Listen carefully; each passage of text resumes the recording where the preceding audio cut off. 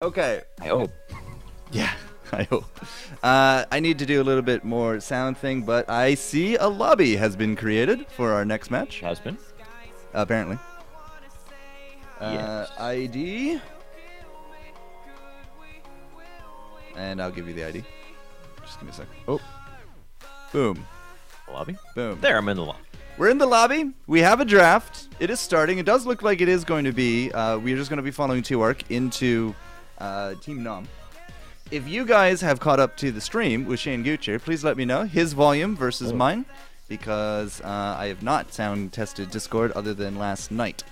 So, yeah, take that as you will. Oh, this is fun. I can put stuff over your face and it doesn't go away. Maybe it does. Excellent. I don't know. I'm just trying to combine. I can't combine. That's fine. You jerks like that. Well, guys, Production the things. draft is up here. Has it actually started? There we go. It has. The right. next battleground is going to be, again, this is Tuark versus Team NOM. We're now round 2 into the bracket, guys. Should be able to link the bracket in chat if you guys are looking for that. First banned onto Ronda, second ban onto Thrall. So Thrall being banned out, as I said, that second ban generally is interchangeable between a Thrall, between a Zagara. Really all depends on the team's preference and what battleground it is. So Kael'thas, once again, is going to be the first picked by the team, as he was the first pick in the last match as well. Tuark, I think Muradin would be good here, and then anything else. Can't forget about the Zagara. Zagara Jaina, that is an excellent backline. Zagara is a lane bully. She can lay creep all over the shrines and really give you great reconnaissance as to what's going on in the early game and the lane phase of the match. And obviously Jaina, pair her up with a Muradin, pair her up with anyone, great ganking potential. Big burst damage, that rush down wizard hero that we know and love her for.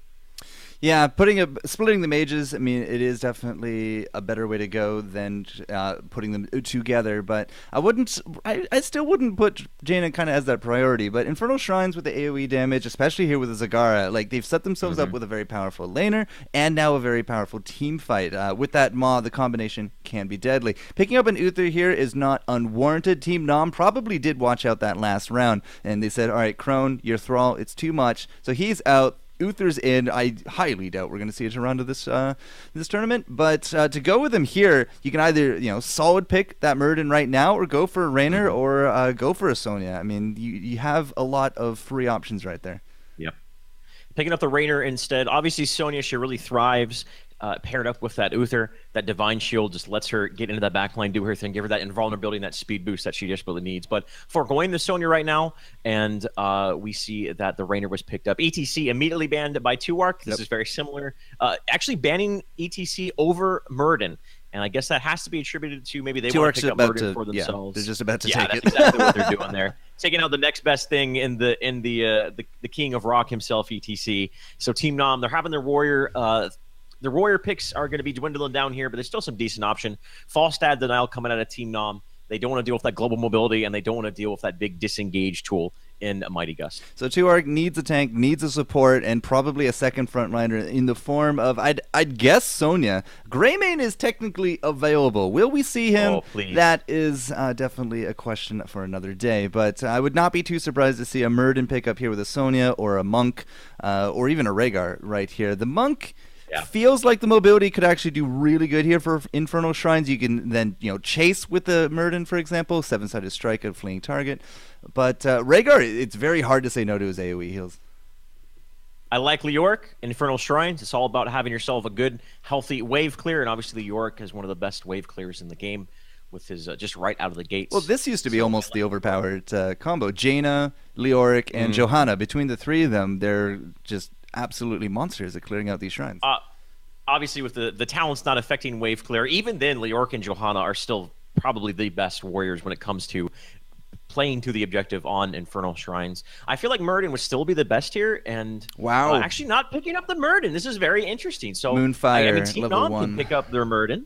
And Muradin, widely considered to be the #1 premier frontline warrior pickup right now. So I'm very interested that they picked up that Malfurion, putting more priority on him. Team NOM has potential to pick up that Muradin if they desire here. They still need themselves a frontline, but no, they're putting more priority on that Johanna. And I think forecourt, this is just specific to the battleground. If this was any other battleground, we would have seen Muradin picked up earlier. But again, there's so much riding on the wave clear of the team. Johanna has a little bit more priority. She has Condemned. Obviously, Knight takes palm when it comes to the waves. So Johanna's being picked up here for Team Nom. All right, so Johanna, not a problem. Who was that last pick? Heroes Draft, please. I don't know. I suspect it's going to be a melee. Just not entirely too sure who off the top of my head. So no Muradin, that's fine. Okay, I mean, I can live with that. It was a Sylvanas. That was who I was looking for last round. It's a fantastic pushing option with those Punishers. Diablo actually to take the last one here as well. And we're saying a lot about Muradin, but if you take it a step back, as you said, Johanna kind of the queen when it comes to the warrior clears. Leoric very good on this one as well, but Diablo and those fire waves, the fire spec Diablo with the damage aura, with the waves returning to him, you can even get movement speed at level 16 with it as well. Although he might opt for an imposing presence with both a Johanna or both a Sylvanas and a Raynor against him. But either way, it's still another fantastic AoE wave clear. So Muradin falling short of the criteria here because we are prioritizing a lot on the AoE aspect. Look at 2-Arc. I mean, Roots, Blizzards, we have Maws and Roaches and big swings and lots of fire waves. They're all just looking to clear out those shrines as quick as they can.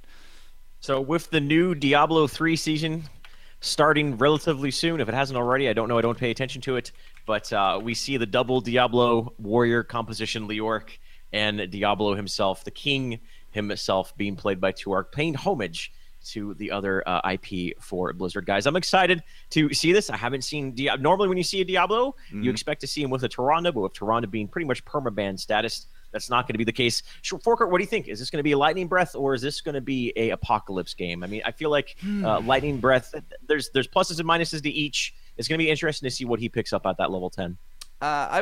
I'd put money on Apocalypse. I think Apocalypse, especially when we're going to be gathering up for fights in and around those shrine areas, they tend to gather because you have to be focused in on these choke points, right? There's a lot of different vents coming in, and you want to get in there. And I would definitely look more forward towards an Apocalypse just to kind of, again, abuse the fact that we have a ton of AoE. The Lightning Breath doesn't really go to that, and who are you going to get? Uther has invulnerability, Sylvanas can get out of it, Johanna can walk out of it. I need to change a team name, but, I would put more money on an Apocalypse being more useful here. Yeah.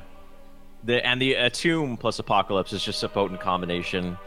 It just great follow-up on the Entomb. You're able to keep people in place and whatnot. A lot of wombo combo potential. The team fight, the synergy of this draft, very, very strong for 2-Arc. On the other side of the map, though, I mean, Sylvanas, obviously, she has great pushing power. Sylvanas is a little bit more of a priority on this map because of her ability to push with those Immortals. If 2-Arc doesn't defend very well and maybe gives up 2 Immortals back to back, they'll find themselves at a structure deficit very, very quickly. I mean, not only the tier 1 towers, but I mean, with the Sylvanas pickup, you can even push forts early on if you find yourself in a great position. So 2-Arc has to be careful not to lose too much ground too early on, guys. But let's introduce these guys. On the left side of your map in blue is going to be 2-Arc. We're going to have Sunshine on Diablo, LZ Gamer on Leoric, Crone playing Zagara, Trader on Jaina, Sheth on Malfurion. I was not prepared for that one, because apparently somebody is actually Pocket Illidan. Wrath, Daeon, Kachi. I'm going to call him Kachi. Zugrug and Red Panda Love. Why isn't he on Panda Global? I don't know. They're going to be making up here Team Nom here on your right-hand side. And again, with a little bit of a big AoE comp from Team 2-Arc, they're not really going to just be blindly jumping into this one. Yes, they have Unstoppable on Wrath, but you don't really want to be abusing that this early if it's not going to get you killed. Wrath's in a lot of trouble. He's going to pop that Iron Skin, be able to get away just fine. Putting 4 people in this mid lane already. Both of these teams not wanting to put anyone in that bottom lane yet. We finally see a rotation from Trader there. Trader going with the Winner's Reach at level 1, so expect to see those Frostbolt talents coming out 4 and 7 as well. Uther's rooted up. Can they get the follow-up? Oh, I think Uther's going to be a first blood here, Sean. He's going to get taken out there. He goes. Wrath needs to be careful. He's going to be able to pop that Iron Skin to get away, but there it is. The first blood going the way of 2-Arc. We see the ganking potential they have with the Diablo and with the Jaina. Pretty much the same synergy that Muradin and Jaina have with the stun into a Blizzard combination. It's so much damage, and we saw its potency right there. And even without the Tyrande, the combo is still there. Any CC after that Diablo, you have Roots on that as well, and this goes back a little bit towards picking up Sheth. I would feel is actually going to be a bit more of an offensive caster rather than the healer in this one. You can already see the Moon Burn, so again, 100% increase. I wouldn't be surprised to see Naloon's Grace, just so that we can have those Roots go out a little bit farther, catch them, and combo with the CC train trains, and that just allows Trader to just do so much damage because of it. All right, guys, the first shrine popping down in the south right now. We see 2Arc already collapsing onto it. Is Zagara going to commit and stay static in this top lane, or are we going to see a full commitment? We do see Crone now rotating down to it, so it is going to be a full commitment to this shrine. Kael'thas is a little bit slow to the party. So right now, we actually see a 4v4 situation down in the bottom lane. Sunshine, they're putting more priority. Again, 2Arc has the better wave clear right now, so they can sit here. This is a situation they're going to be okay with, Sean. They can sit here, they can clean up on these objectives, and we see they have a little bit of a lead thus far. Yep. And now we see the rest of the teams collapsing. Kachi sweeping down here from the south. We might see it engage here. Sylvanas is also soaking very efficiently down to the south as well. Yeah, absolutely brutal. All of the little mercs there just going towards the 2Arc side, and their AoE is able to just clean it up ever so effectively. 22-15, they are still maintaining this. Neither side really looking to engage, but have they caught Trader? No. Wrath may be looking for something else, but I don't know, Shane. How's this going to go? 32 and counting. Iron Skin's now on cooldown for Johanna. Oh man, Rainer's in a lot of trouble. They need to get him down. The Adrenaline is on cooldown. Beautiful follow-up right there, but now Sunshine, he's going to be able to get himself away. LC Gamer's very low. He does have level 4. He has that Hardened Bones talent. The Zagara is low. Is there a heal from Chef? He needs something. Nope. The Living Bomb is going to be able to take him out. Down goes the Zagara. And now Kael'thas is the next one. The Frostbolt's going to seal the deal. A 1-for-3 exchange favoring 2Arc right now. We do see Sylvanas and Johanna still alive. They're trying to do a little bit of harassment, but again, the excellent wave clear, the superior wave clear from 2Arc. They had a little bit better positioning coming into this, and now they're going to push down this bottom lane, disperse to the lanes, split soak, take out some tier 1 structures. They find themselves in a huge lead already. Oh, Sylvanas in trouble. Might actually go down here. It's going to be okay. That was pretty close. I don't know. She skirted the edges of those mortars very, very close, and still the mortars are going to be forcing her back. Nothing here for the defense in terms of real hero pressure. They got Wrath, they got Daeun, and jumping on top of Wrath, that's exactly what you want as a team with that Johanna, with those bigger, beefier heroes there. Jumping on top of the Sylvanas, you saw how quickly the Punisher was able to decimate her. So trying to bait him out there with your warriors, get it away from the structures, that will do you better in the long run. But, I mean, after that fight, 3 kills, then the entire Punisher, only getting 2 towers puts us about a level up here. But still, that level, very important with the 7. Yep. We see the battle momentum coming out with Zagara, foregoing the endless creep, but battle momentum very strong as well, getting all the Hydras, all the Roaches out on the field as fast as possible. Diablo as well, going with the battle momentum. Leoric, a little bit confused as he's going to go with, I actually predicted a Frostbolt build, and I was horrendously wrong. We see the more antiquated Jaina build coming out here with the Snowstorm at 4 and the Frostbitten at level 7. So more than likely we're going to see an Ice Block, and oh man, Raynor, he's going to get followed up on the beautiful Entangling Roots, complementing that Diablo flip, which we see. And you're right, Sean, just any sort of CC follow-up from that combination is so very potent. And again, Rainer's ugly head, another takedown going to 2Arc. Yeah, a lot of people were just like, Diablo competitive back in December, and then of course, Heroes Rising happened. We've been doing Go for Heroes as well. Diablo is definitely high up on this meta. His charge is just absolutely brutal. Look at this damage coming up from top. Crone and Kachi, he's just not going to be having a good time up there. Absolutely soloed out by Crone, showing that he can not only play Thrall, but as well other heroes with that Zagara. Doesn't even have to be melee. Absolutely brutal what kind of pressure we're putting up here from 2Arc. Yeah, and that's one of the strengths of Zagara, but I mean, NOM really doesn't have any sort of hero they can put in a solo lane situation versus Zagara that's going to fare well at all. Generally, you like to see maybe a Tassadar or a Thrall or something like that. They can at least deal with Zagara somewhat. They can deal with the pressure, but Kael'thas not the ideal pick right there. There really no one on the side of them can deal with that. Oh man, once again, Raynor gets caught out down to the south, and this is a very untimely pickoff right as the shrine pops up in right in the middle part of the battleground here, and also level 10's on the horizon for 2Arc. Again, they're in prime position. They need to dictate the flow of this. They need to make sure they don't get engaged on here right before level 10. I don't think it's going to happen though. All of that contributed to the fact that they got that Raynor pickoff. Yeah, look at Sunshine. Level 4 is the big one. So Devil's Due at level 1, if you want to talk about Diablo here for a second. 60 souls is an absolutely ridiculous overpowered level 1 talent. That reduces, well, that's a dead Uther up top. It reduces the souls by 40% of what you need to come back. You can actually abuse that with good timing to always come back out of a fight. You just die, you get a few creeps, you come back into the fight, and it's absolutely cool. But the Fire Devil and the Battle Momentum, this is kind of what you do run with the Diablo here in this higher level, and it works out great here again because that damage aura, they're just naturally being attracted here to Sunshine. He picks them all up with those fire waves, and now we have a level 10 Punisher virtually uncontested, and it only took Sunshine and Malfurion to do it. NOM is doing what they need to do to get themselves into a decent position. They're soaking in all 3 lanes. They're doing what they can. They can't get. They have to forfeit this structure here. Mid lane right now, they have to make sure they don't get rushed down. We saw aggressive positioning coming out from Jaina. No punish quite yet. As if there was a level 10 right there, they could have punished that overextension. But this mid fort is going to be going down for sure. And look at 2Arc's position. Is there a Maw? There's a good Entomb, but the Iron Skin's available, but still no level 10. The beautiful Apocalypse follow-up, as I mentioned up right there. Entomb into Apocalypse. A great wombo combo. Jaina laid down the Blizzard combo, and that's a dead fort. That is 2 takedowns for 2Arc, almost on their way to level 13, and still no level 10 for NOM right now, Sean. Yeah, it's looking very reminiscent to that first game. LZ Gamer and crew, I mean, they have been playing together for a while. This is a finalized roster of several months. They've been doing a lot of scrims, a lot of tournaments. Their experience is really showing, not only in getting these superior drafts, but the pressure has just been absolutely unreal. LZ Gamer is saying, what's up to Kashi, but decides, all right, we're just going to go through that gate, which I thought you couldn't do as a Leoric anymore, but it wouldn't have mattered. It went down anyways. Now we got those level 10s. Now we can look for a fight, but that window before that 13 kicks in is very small, Shane Gucci.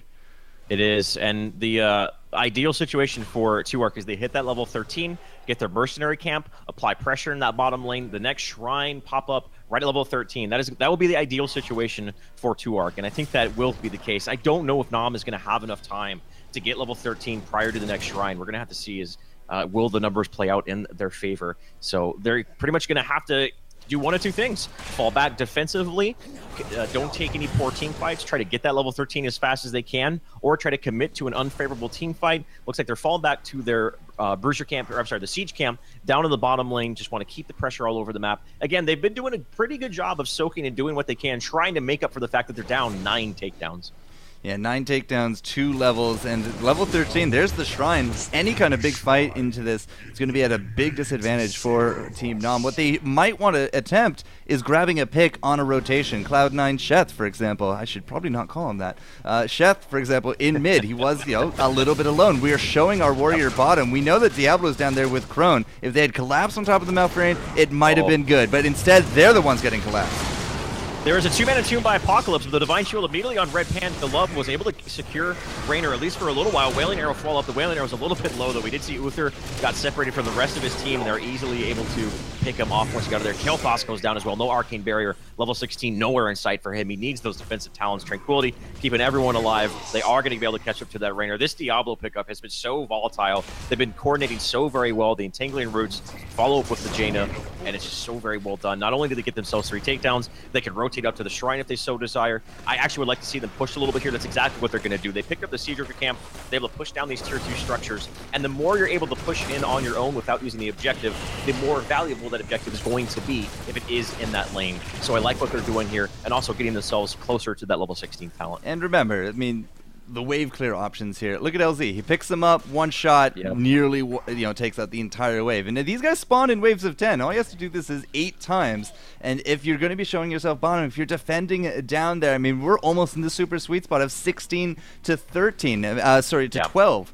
16-13 is the sweet spot. If you get it when they're 12, well, you are really just falling behind. And LZ, he's just absolutely fine to do this by himself. They're not going to be taking him down. Those animation stacks definitely showing a little bit of prowess there. And again, we can't do it. So 13-16 will be what Team NOM has to go with. Very smart to push the bottom lane. They see everybody pushing top, but that top is basically forfeit. Yeah, and we see that again, 2Arc pushing as hard as they can before this objective pops up, before the Immortal pops up. And what this is doing is it's giving that Immortal a free avenue. He doesn't have to go through these structures anymore, Sean. Now he has a free avenue to these tier 2 towers, and I think right now, NOM is going to be okay with an exchange. They basically switched fort for fort that secured in their level 13, so at least they have that level 13 talent. But this is going to be a very difficult defense. We might see the first keep of the match right here. The tier 2 structure is already under siege. Every single heroic available. A defensive Hyperion. Johanna's caught out. She'll be able to fall back here. And this is a very tense time. This could be a moment where NOM might be just lose the game if they give too many pickups here. Yeah, Sunshine being very forward. LZ as well. There's the Entomb. Oh, that is the Apocalypse follow up there. It is. The Iron Skin was able to negate it, but Uther's the target. Sylvanas actually goes down to the backline as well. And already, no Sylvanas, no Wailing Arrow at well, no value from her. The aggressive Wraithwalk forward from LZ Gamer is going to secure the takedown on Johanna. Johanna had to use that Iron Skin really early on. The Entomb plus Apocalypse combination, we talked about it a little bit, but it's been so very good. It's been forced, even if they don't actually get the combination, it still forces out Divine Shield and they're able to follow up. And speaking of which, the follow-up on top of that, that's a Garama, good lord. The lone guy left is this Red Panda Love. Are we going to see a core push? I don't think so. Everyone on the side of 2ARK is really, really low. They're going to fall back, probably invade, pick up the Bruiser Camp here, and they can pick up that Storm Tier talent. They're well on their way to those level 20 Storm Tier talents. If they're able to get that in time with the Shrine as well, especially if the Shrine is in the bottom lane because the bottom lane is already pushed in and the keep is available, this is a very, very good moment for 2ARK. They can't make any big missteps here. Conversely, though, NOM, they really need to hit that level 16 as soon as they can. I'm really super surprised that Sunshine actually didn't drop. Red Panda bringing him down to within single digits of life, but Sunshine still able to live to fight another day. I don't even think we've actually suffered a death from our Diablo. No, the only one actually is that Zagara. That one pickoff was actually the Zagara instead. So Sunshine has been holding on to his souls very reliably here. Kachi's going to throw out that Phoenix. It is more of a scouting Phoenix than anything. It's really not going to be picking up anybody whatsoever. And well, now as you can see, we do have a lot of mercenary pressure about to come out of the map here from 2ARK. So they will be keeping Team NOM busy. Next next Punisher fight could very easily be 19 to 20 range if they cannot put up any pressure on this Shrine. And at 15, I just don't think they can do it. Yeah, this actually would be an okay moment if they could hit that level 16 because level 20 is on the Entomb. Well, we actually see the first kind of whiffed Entomb of the match, but Johanna's completely body blocked out right now. The Divine Shield and the Iron Skin being forced out. That is not an ideal Divine Shield right there. There's the Apocalypse. It hits the Kel'Thas. He's going to get focused down. He doesn't have Arcane Barrier. They don't have level 16. Level 16 could have kept that Kel'Thas alive. We know how pivotal it is, but again, 2ARK, the Apocalypse was really getting that team fight there. Sunshine, he's dancing with death. He doesn't even care because he's the Lord of Terror. They're going to be able to fall back here. They can pick up the Shrine. They still in the level 16 for NOM. It means they can't, even if they were in full force, they wouldn't be able to contend this. And again, 2ARK is just not letting go of the pressure. They got rid of the last tier 2 structures available to NOM right now. They can pick up this Immortal. Bottom lane is open. Mid lane is open. Level 20 on the horizon. And still 19 takedowns to 1 right now, Sean. This is looking great. Yeah, 1 takedown a level. That's how 2ARK rolls. If only I could say that for every game that I ever played, I would be a much happier Heroes of the Storm player. But if you do look at this, I mean, Sunshine, as you said, dancing with death. Isn't the Lord of Death like some cousin of his or something? They got a pact. I don't know. It's working out fantastically, though. Sunshine has been juggling his life within an inch and getting away with it. LZ, yeah, he kind of flubbed that Entomb, but the combo is still there. I mean, the Entomb into the Maw, into the Roots, into the Apocalypse. Like, the chain is very, very hard to break out. And even with that miss, they were still able to take 2 kills and some good pressure. And now with the Mortar Punisher coming in, I mean, I don't see any way for this keep to be living. Yeah, they're going to have to forfeit it. The main thing for NOM needs to do is just make sure they don't give any pickoffs and let this push into the core, defend the core. LZ Gamer, aggressive break block forward. Is there Entomb? Entomb onto the Kel'Thas. He does have Arcane Barrier this time. The Apocalypse is there. He gets stunned up. There's a Divine Shield, a very good Divine Shield, but unfortunately, you can only do 1, and Raynor was getting targeted down there from Trader, who rushed him down. The good old Jaina rushed down. The Maw on to Sylvanas is going to take her out of the fight. No Wailing Arrow, as it was already utilized. And I think this is just going to be game number 2 going to 2ARK right now. I'm sorry, not game number 2, but round number 2 going to 2ARK, guys. Again, 2ARK outclassing their opponent. 23 takedowns to 1. Very well done by them. 2ARK are looking so very good. They're drafting well. They're executing well. Their early game has been on point. The rotations have been crisp. And I have to say, man, if they continue this momentum, it's going to be good to be a 2ARK fan. Well, I mean, they are really putting their best foot forward. 20 to 16.